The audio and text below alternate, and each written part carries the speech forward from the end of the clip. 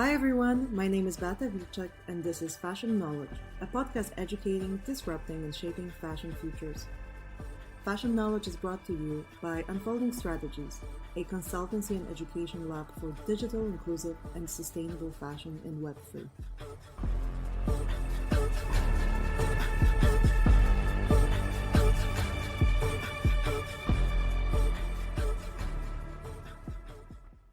Hi everyone, welcome. It's our new episode, the second episode of season 3.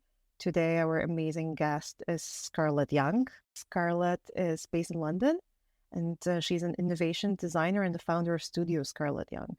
The studio pioneers in sustainable design, ecological and virtual materials, and collaborates with leading brands and museums around the world while holding its commitment to bolstering the future of technology.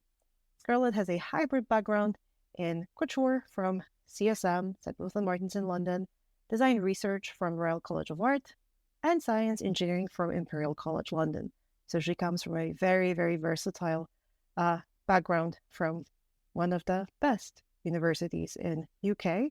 Her work has been exhibited at Christie's, V&A Museum, London Design Biennale, Dash Design Week, and many, many more. And she has also won the LVMH Green Trail Award. Welcome, Scarlett. Super nice to have you here. Hello. Thank you for having me, Beata. This is great. Yeah, cool. So today I would like I prepared like 3 or 4 questions for you. We already met before, so I'm not going to pretend like we haven't spoken before. We were in a panel together and we even had a dinner once. So I'm very excited that, we can now have this semi-serious conversation on the podcast, but maybe it would be good to start for everyone listening from what is actually that you do and what does actually Studio Scarlett Yang do. So could you tell me more about the inception of your London studio? What clients do you work with? How do you work with them? What does it mean to be innovation designer? Sure. My studio is based in London because I because of my background, sort of having lived and worked in London, the London community.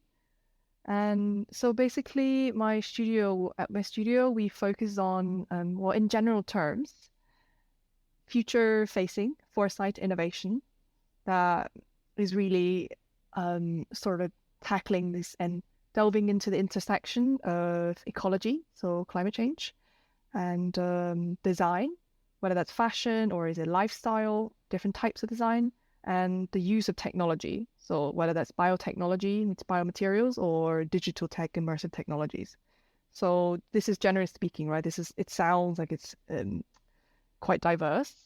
And but then for every project, we sort of have strategies to focuses on, specific problems or situations of a design scenario and a creative questions or societal problems, and we use our creative design and technological science-infused innovation language to create design works, or whether that comes into the formats of, say, an artistic project, or is it an editorial for fashion, or is it an immersive installation for a certain sort of design activity event, or whether that's to directly deal with clients, brand clients, luxury groups, to reimagine how their products would have a future, would be able to survive, in such a rapidly changing technological world that we are in. So in a nutshell, this is like the sort of the different facet that we do. Yeah. So this is innovation design for survival. For survival, yeah, for sure. I mean, on a positive note, I guess. and could you for someone who's not familiar with it, because you're an innovation designer, it's a term that doesn't have a one clear definition or very explicit. It's not like, I don't know, the shoe designers, for example. It's very easy to say what the shoe designer does. They design shoes. So I'm curious, if you work on a project with a client, if you could give us an example, what does it entail? Just like run us through a process of one of your recent projects. Maybe that would be like a cool to give it like a tangible example. Sure. Oh, there's so many examples, different ones. I mean, the reason why this is not really defined as in, a shoe designer or a t-shirt designer or a car designer is because, I mean, from my, previous experience, right, backgrounds, I realized, innovation is supposed to be quite versatile. Like the some of the specific technologies behind some of the, innovative products that we see today around the world, they have the potential usually to be applied into different user scenarios, to be used differently, to be applied differently. And yeah, I mean, so by kind of like making it versatile of our practice, it's also opening up, also like leaving more opportunities that we can apply amazing advanced technology into different objects, different services, different products. So example wise, one of the earlier one, I guess, is this. It was more of a personal work to begin with because back then I haven't really started my studio, but it was literally the beginning point of everything. So I had a project that was a research-based design artistic project, which I designed this engineered textile material innovation that is 100% completely biodegradable, and it changes its the textile shape, the structure of a material changes its shape and texture and colors due to the shifting surrounding climate, the surrounding environment of where it is, change of season, change of location would all result in this amazing material, textile material to shift its form, basically, to morph. This is, all thanks to, some of the technology behind it that we did with engineering, with like cutting edge digital fabrication, and results in this application of, this is a textile innovation. So this was an example, right? And then later on, recently we had a project with the amazing Rolls-Royce cars in the UK that we kind of like delved into how this type of shaped, morphing, changing, biotech, digital tech infused creative design could be applied into luxury lifestyle, for example. That doesn't cost the earth, obviously. Could be applied into automobile, into car, into interiors, or is it wearables? So yeah, this is like two examples that linked itself to one another that I can explain. Amazing. Thank you. Thank you so much. I like how everything in your work, somehow in the end is very close to the body. There's a lot of, you talk about innovation, technology, but very often textiles are around the body. When you're in a car, there's also like this another kind of cocoon that's around you. And the reason why I also invited you to the Fashion Knowledge podcast is because I wanted to talk a little bit more about the body technology and emerging futures in this context. This is something that we've been exploring within this podcast this season, and we're also working towards a Web3 body atlas, hence the conversation. In your work, you use the term digital skin, and it has been present in your research for pretty much for the last 4 years. So you mentioned to me that you started working around it and looking into it in 2019. Skin is the largest organ of the body. In adults, it is approximately 3.6 kilos and 2 square meters. So a very tangible one. It protects us and provides us kind of a feedback loop with external world through senses. So why is skin so important in your work? And, how do you define the digital skin? Yeah, I mean, for me, yeah, the concept, right, the idea around digital skin is fascinating. I think that's why we all sort of kickstarted back in 2019. I think at the very beginning, it was because of my fashion background that made me sort of becoming aware of this. And then at the same time, I started growing up, in this, contemporary Asian culture where gaming is quite a big hobby of the people around me and my friends while I grow up. So, it kind of immersed into conversations of my friends talking about games and how they were obsessed with, certain games and certain skins when they mention a term. And then link kind of reflected and connected back to my fashion experiences and sort of discovered, this is really interesting because in fashion, when we talk about clothing, garments and styles, a dress, right, that you wear, we obviously don't don't call it skin ever, but then in games they do call it a skin. They give it a vocabulary, an official vocabulary is skin. That is really interesting. They don't call it a digital fashion, digital garment. I mean, for the gamers, there's no such culture. It's literally called skin because that's part of their body of this digital character in the game. So then started looking into it, and then I feel like, well, it is quite and I would say I love it. I love this word. It's really appropriate for the idea of fashion within the 21st century. Although digital skin is being used in, as we say, virtual world, right? The virtual world community, people use this term, not so much in the physical fashion world. People still call fashion as styles and fashion shows and stuff. But then deep down, actually, fundamentally, even for physical fashion, although it's in the format of a physical fabric, clothing or leather or something like that, it's still, I mean, its essence is sort of associated with the person who's wearing it. You actually, audiences like people see someone wearing a piece of clothing in one.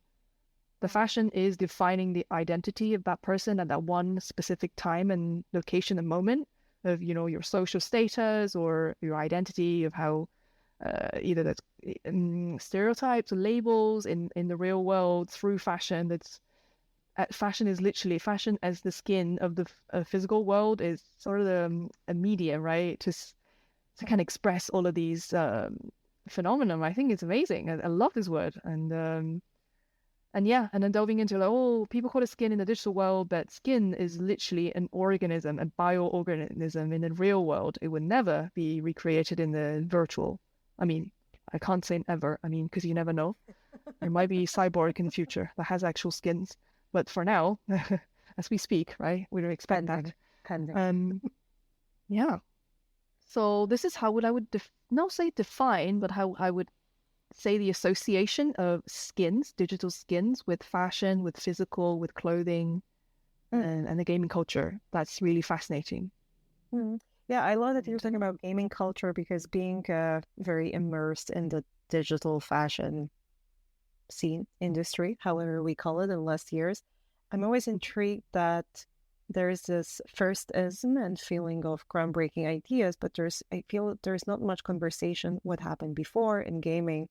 And maybe you could tell us a bit more about your skin series, like to describe, one of your projects, I was thinking to it, but also how did you start researching it? And in general, what does, how is research incorporated into your work? I know it's hard to describe, but let's give it a go. Yeah, sure.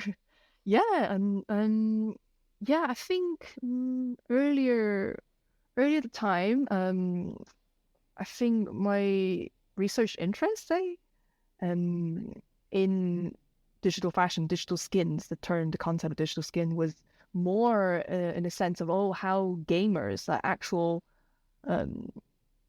or like pre-existing gamers, game players, how they see digital skin as part of themselves and their relationship with them. That was my, I guess, earlier sort of focus. And then I realized, it is about identity and like your personal expressive identity in the game. But then as I go further, there's actually a lot more complex than that, in terms of it can get very individual because everyone express differently. Everyone identify themselves differently. So that's sort of like the earlier part of the skin series project I've done, creating. And well, obviously, maybe I should take a step back, like kind of explain what skin series was. So skin series was sort of like a research artistic project that I did sort of like from 2021 to 2022. And it really speculated into how, say the then very hyped Web3 world, within this Web3 virtual metaverse, whatever you call it, world, how would people consume? How do people perceive? How do people have the action of wearing? How do people even discard it afterwards? How do people own it? This sort of digital skin as sort of a piece of fashion digitally. So the skin series was literally exploring all the facets of this. Yeah, so because I sort of realized like back in 2021, 2022, when like blockchain was sort of really starting to hype up, like people are talking about digital fashion as the future, as in, yeah, it is, it could be dematerialized e-material way of consuming fashion that doesn't cost the earth, and in the virtual world where everybody can enjoy it, express themselves. But again, I feel like there's much more behind it that should really be looked into. It should be articulated, and then it should be listed out and then applied back into design, creative projects, production, right? So yeah, that was sort of the purpose of going into that, resulting in back in 2022. This series sort of has a bit of a closure, I would say, for that stage. That I, through like a series of academic writing, and industry interviews. I interviewed a bunch of experts and also users. I did thorough user testings on, alpha, beta platform that we built to let them test and use these digital skin. And then I asked, a set of questions, very design and intentional, to figure out, what are they actually thinking about this concept of digital skins. And in the end, yeah, there was a series of like garments, say, that, and then alongside with all the documentation of this project, but then some of it is still remaining confidential, because some part of this project is became sort of like a series of consultancy with some really big technology brand. Can't say who. So yeah, there was a really interesting sort of period of time where I really was so deep into discovering every part of it. Yeah, so maybe this is a good question. Where do you see other maybe interesting like patches of research happening?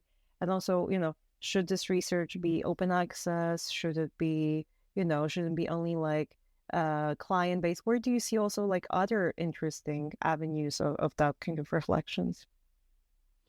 Oh, there's so many. I think there are already like quite an increasing number of people researching into this in the past, like say 3 years, I think. So I think many people are still, the research is still ongoing. They're not published yet, I guess. It takes some time. I think it will be a bit tricky, right? Because if you're working with a brand where, some of these outcomes, I guess, knowledges are coming from their internal, product development, then obviously you can't disclose that. But then obviously in more general terms, there's still like theories and, testing findings that could be published. Yeah, either in the academic setting, or is it that you can publish on your blog? I think that's that I think some people in the Web3 community is also doing that, publishing their own research, their own insights onto I forgot what the name of Medium. Yes, or LinkedIn. So I think it's ongoing. I can see there are more and more people trying to articulate it, not just saying, oh, this is the future, but how is it the future, right? Maybe we can still continue, thinking about this climate and sustainability, because this is something that we also ended up talking in our previous panel and touching upon that. And as you said, there is often this either promise of green transition and digital supporting and making the world more green, whatever that stands for. Or when we are dreaming of future and virtual bodies, they often seem detached from the climate crisis. In gaming, Earth in Decay can become a part of storytelling or the stopping background. But I think we can both agree that this kind of divide is just an illusion, because those things exist simultaneously at the same time. So more technology in everyday life and more virtual products that also will have a significant impact on the environment. So I'm curious, you already mentioned research, but also maybe from not only academic research, but like this, design and creative view and visual perspective. How do you include it in your work? Yeah, about climate, yes, we did have panels on this. Where do I begin? I don't know. I don't know. I would love you to tell us a bit more about your ephemeral materiality, your new project Yeah. from this year, because I think it's very interesting and I know nothing about it. But I think also this question of not only, academic research and like expert interviews, but also how maybe aesthetics and visual are part of that and experiences. Maybe that could be like a cool angle.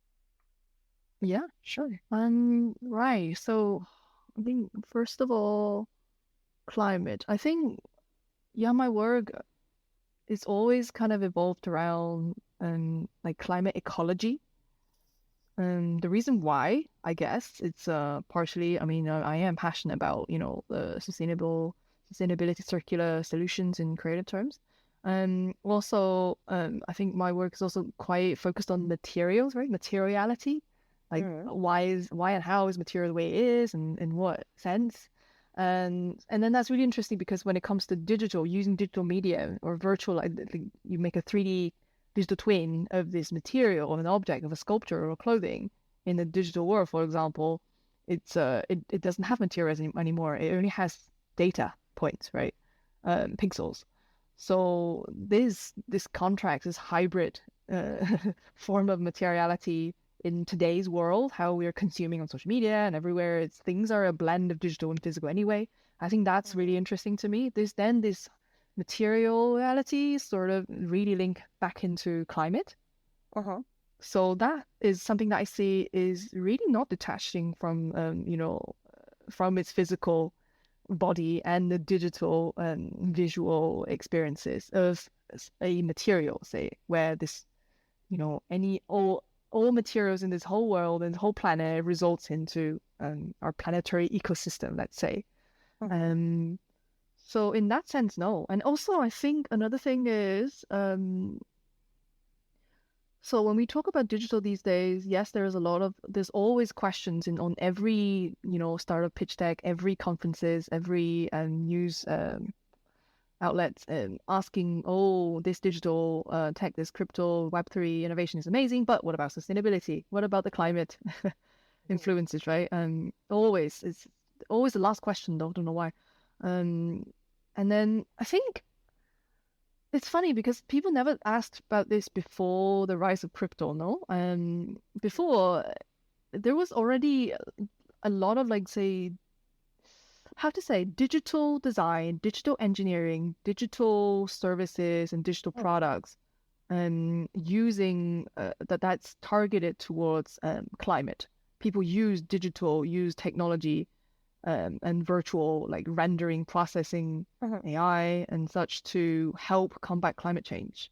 Uh-huh. They use it to calculate, right, carbon footprint, help you to Yeah, improve as a tool. sustainability. I mean, yeah, it's a tool, it's a medium, it's an accelerator.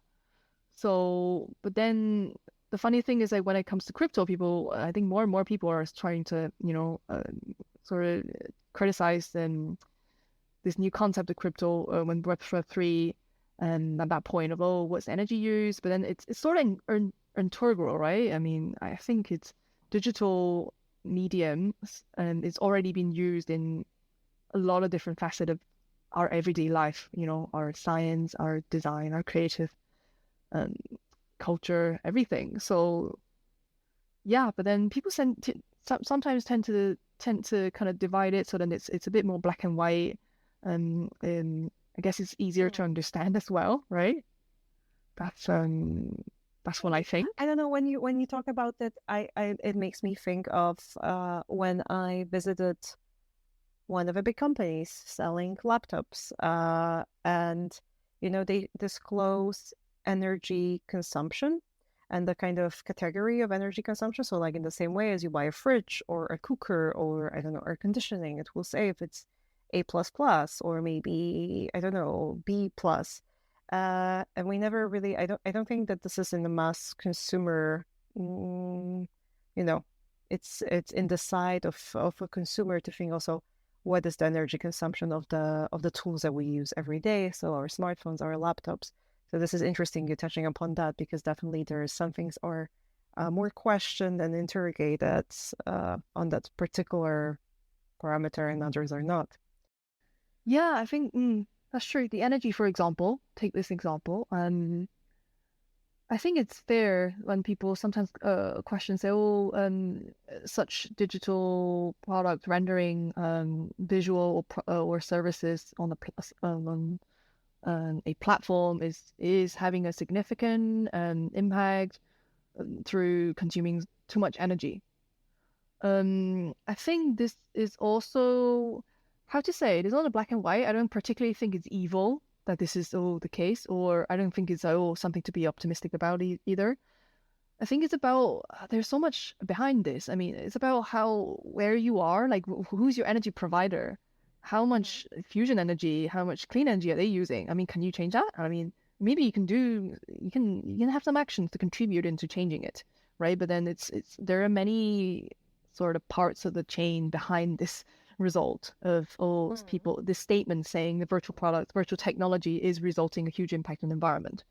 So the energy that is, and also if people are, there's a comparison, right? Only through comparison do people make the statement. So what are we comparing it to? Like, say, okay, a digital dress, for example, we compare it to a physical dress, but I would question, though, I mean, in my work, I think I questioned that already quite a few times. Like, in what sense can we compare? Like, are they equal? Can you really equalize? Say, oh, I'm buying a digital dress, which is equivalent to buying physical dress. In what sense? Do you wear it enough? Do you wear that digital dress enough? Are you spending enough time in gaming in virtual world? Or yeah, how do you calculate? Have you calculated the cleaning effort in physical? Yeah, dry clean. How many times you don't put it in dry clean if it's digital garment? No, yeah, that's a fair point, and I love always this.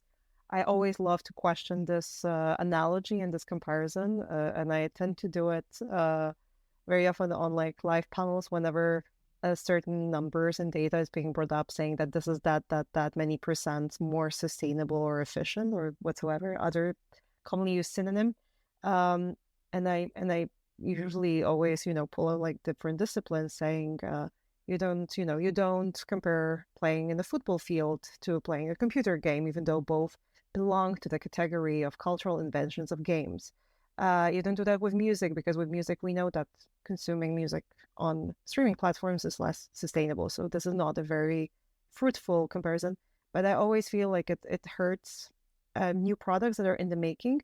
It's first of all, it's almost insane that we now refer to digital products as a product. That dress is a dress. It's a virtual dress. It's a silk dress.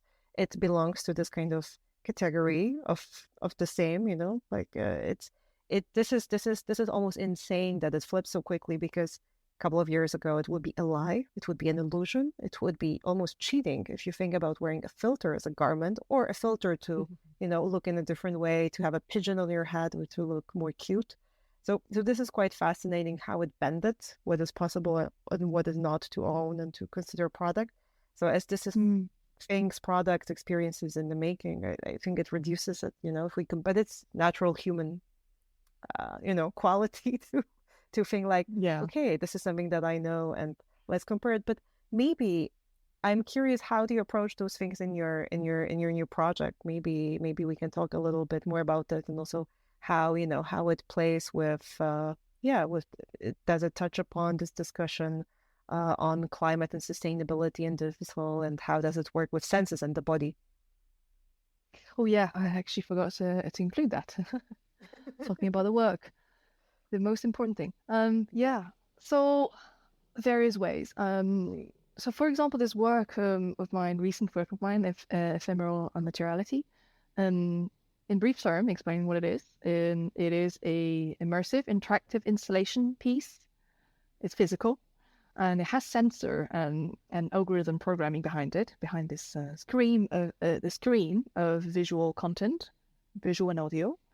And it basically, on the screen, it interpret satellite-based climate data and new material laboratory data, and it clashes the two, resulting in sort of like a morphing textures experience on the screen. And it also reacts to anyone who's walking into this an experience, whether in a gallery or a museum setting, in an event setting, that the skin will sort of change in real time with you, with the person's movement and presence. So yeah, this is a really sort of creative interpretation of climate data. So data visualization, science visualization is what it was that was integrated into this project. Yeah, and then although it was sort of expressed in a digital format, it was on a digital screen. It was real-time rendered, and you can see that on the website if you want to see it visually of what I just said. So yeah, that was sort of like a playful experiment. Interrupt. Can you mention what's the address of your website for anyone that would like to check it out? Sure. Yeah, it's Scarlett T. So Scarlett with a Y.com. Easy as that. Super short. Yeah. So I think yeah, that was one of my idea of how to sort of collide climate technology and tech together into creative output. Yeah, that one. And there was also a set of obviously. I have a question for that before we go to the next project, because I feel like you're going somewhere next, right? Are you is it about the same thing, or you're going somewhere in between? Like in between, yes. So maybe I ask this question, and then we'll see if this is for later or for now. Why do you think this participatory co-creative real-time component is important? Why sensors? Why people in the space are part of it? How to say? I mean, so I think it is quite. So in terms of fine art and design and like design interactions, it's always quite a thing to consider the participants, right? How the user, well, maybe we call it a user or an audience or a person who walks into this and to interact with my piece, with my creation, how they're gonna perceive it, right? There are multiple ways to do it, and then previously in the art world, right, in the fine art world, which I practice sometimes, which my practice also relates to.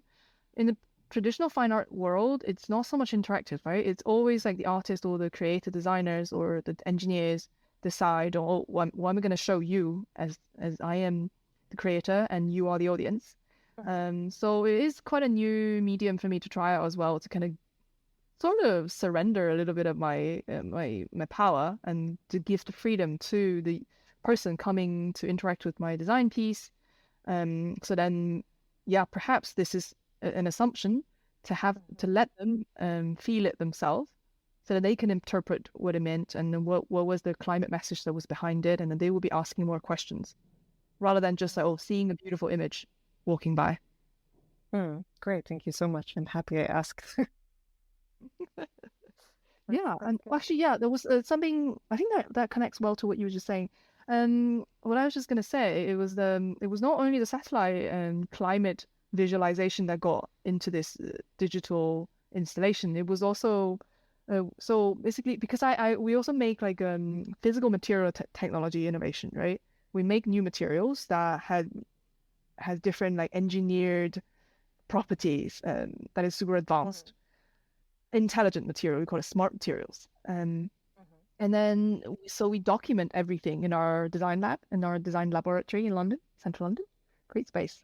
So all these documentation, we again transform them, and these observation of the material through the lens of a camera, video camera, we can transform all these data back into other projects. For example, like this one, the ephemeral materiality piece. So there's always a play of scale, when you see the climate, the planet, the ecology, sustainability in the sustainability sense, when you see the ecology from above, from a satellite angle down to the earth, that's like super big, to a micro scale of like, you're seeing it with a microscope in the laboratory of a material morphing itself. I think this contrast is quite interesting. So that's why we collided the two data together. Cool. Amazing. And as I interrupted you before, do you remember what you were trying to still like bring in? What you were saying? Oh, this was the thing. That was the thing. Okay, cool. Good, perfect. Perfect. Yeah, I think we're slowly running out of time. So I have my last very general, but I think important question for you. Do you have any tips or recommendations for, entering designers entering the space or trying to do a work aligned with yours, what to do, what to avoid, what to read? I think, well, for me, because I'm from a hybrid background, right? So naturally, I would think that all of these disciplines, these experiences, being immersed in different disciplines, say design, as a fashion, or engineering, or fine art, and all of these experiences coming together is super valuable right now. I mean, in such a quickly transitioning world. I think so. I don't know, a recommendation would be, I think it's great to trying to learn more knowledges from other disciplines to kind of connect them together to see how you would have new insights. I think this is the time to do it. I mean, with such accessible knowledge pool, and with ChatGPT, with AI, online internet, you can just do it with a search and learn it yourself. So much to learn these days. Yeah, and I would say utilize all these digital technology, right? I mean, our generation is sort of like quite familiar with digital tech from early on, from our when we were young. So yeah, be it internet, 3D design, or virtual reality building, or even visual programming, all of these things, or even building robots. I think that's something I was doing in the past year, actually. Yeah, and I think all of these skill set, and they could coming together, they could build like really great new sparks for these designers. And well, not just designers, right? It could be engineers as well, or design engineers, or uh, scientists, artists. Could be anyone entering this space, let's say. Yeah. Okay, amazing. Thank you so much.